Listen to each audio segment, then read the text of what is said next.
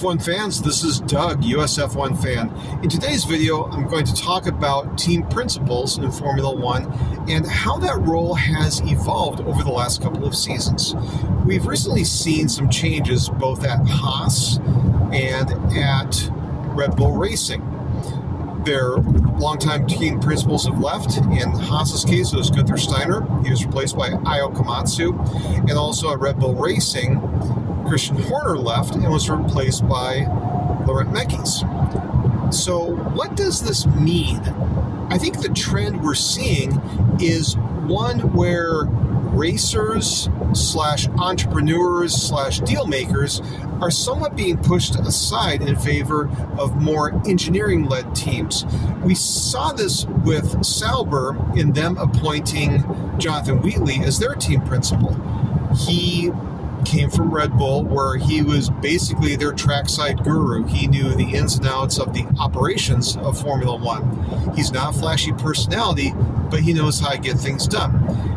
I think we also saw this with Haas, where the drama and attention that Gunther Steiner received at Haas started to become more of a distraction as their performances waned, and a lot of the promise they had in their early seasons definitely dissipated. So they brought on Io Komatsu from within, and the team has been relatively drama-free, and they've performed better. And so that's the trend we're seeing at many different Formula One teams. Now, you still have racers. Toto Wolff is a former racer, Zach Brown is a former racer, and you also have commercial wheelers and dealers like Flavio Briatore at Alpine.